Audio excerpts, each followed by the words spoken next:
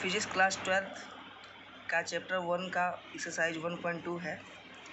The electrostatic force on a small sphere of charge 0.4 microcoulomb due to another small sphere of charge -0.8 microcoulomb in air is 0.2 Newton.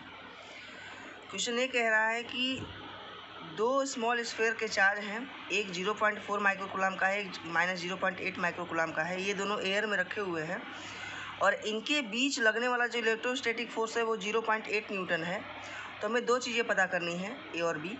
पहला ए में ये पता करना है कि what is the distance between the two sphere, दोनों charge sphere के बीच में कितना डिस्टेंस है, यानी कि हमें आर की वैल्यू निकालनी है। और दूसरा हमें ये पता करना है what is the force on the second sphere due to the first. ठीक है, और हमें दूसरा क्वेश्चन ये निकालना है कि फर्स्ट चार्ज स्फीयर के कारण सेकेंड चार्ज पे कितना फोर्स लग रहा है। ठीक है, तो मान लीजिए दो चार्ज स्फीयर्स Q1 और Q2 हैं, इनके बीच की दूरी मान लीजिए R है। ठीक है, Q1 की वैल्यू है 0.4 माइक्रोकूलम और Q2 की वैल्यू है -0.8 माइक्रोकूलम। ठीक है, जो गिवन है उसको लिख लेते हैं। Q1 की वैल्यू है 0.4 माइक्रोकूलम, माइक्रोकूलम है, कूलम में चेंज करना पड़ेगा, माइक्रो यानी कि 10 के पावर -6 इंटू करना पड़ेगा, 0.4 इंटू 10 के पावर -6 कूलम। Q2 की वैल्यू है -0.8 माइक्रोकूलम, इसको भी कूलम में चेंज कर लीजिए। तो देखिए अब यहाँ पे चूँकि हमें फोर्स के बारे में और डिस्टेंस के बारे में बात करनी है, तो यहाँ माइनस लिखे या न लिखें कोई प्रॉब्लम नहीं है, नहीं भी लिखेंगे तो भी चलेगा।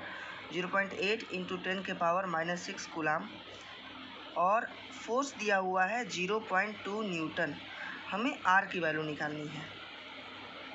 ठीक है, तो कूलम का जो इलेक्ट्रोस्टैटिक फोर्स का फॉर्मूला था वो था 1/4 pi epsilon naught Q1 Q2 upon R square. ठीक है, तो चूँकि हमें आर स्क्वायर निकालना है तो इस फॉर्मूला से आर स्क्वायर बनाते हैं हम लोग। आर स्क्वायर का formula R square equal to F, यहाँ नीचे आ जाएगा 1/4 pi epsilon naught Q1 Q2 upon F. ठीक है, अब 1/4 पाई एप्सिलॉन नॉट की वैल्यू रख देते हैं 9 इंटू 10 के पावर 9 इंटू Q1 की वैल्यू 0.4 इंटू 10 के पावर -6 इंटू Q2 की वैल्यू 0.8 इंटू 10 के पावर -6 अपॉन एफ की वैल्यू 0.2।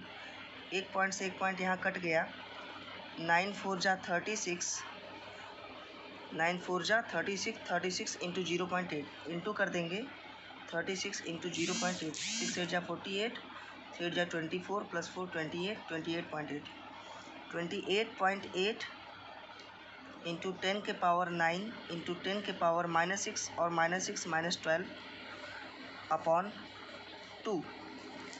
2 से कट गया, 2 1 जा 2, 2 4 जा 8, 2 4 जा 8, 14.4 इंटू 10 के पावर -3 हो जाएगा। इसको लिख सकते हैं, अगर पॉइंट यहाँ मूव कर दें हम, ये -4 हो जाएगा।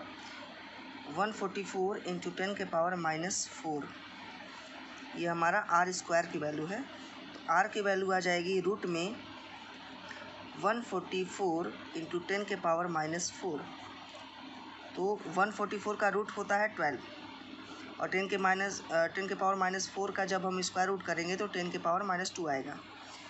सो डिस्टेंस इनके बीच आ गई, आर की वैल्यू 12 इंटू 10 के पावर -2। ये हमारे फर्स्ट क्वेश्चन का आंसर है। इसी का बी पूछ रहा है कि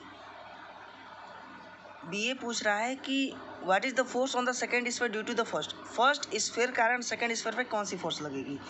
तो फोर्स सेम लगेगी, जो सेकेंड के कारण फर्स्ट पे फोर्स लग रही थी वही फोर्स फर्स्ट के कारण सेकेंड पे लगेगी, क्योंकि दोनों अपोजिट चार्जेज हैं। ठीक है, तो आप यहाँ लिखेंगे since both charges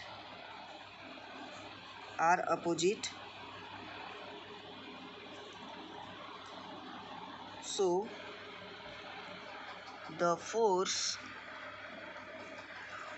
on the second sphere is same,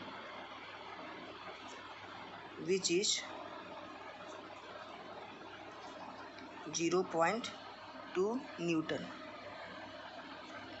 ये आपका सेकेंड क्वेश्चन का ही आंसर है। अगर आपको क्वेश्चन सही लगा हो तो प्लीज़ लाइक, सब्सक्राइब और अपने दोस्तों को भी आप शेयर कर सकते हैं।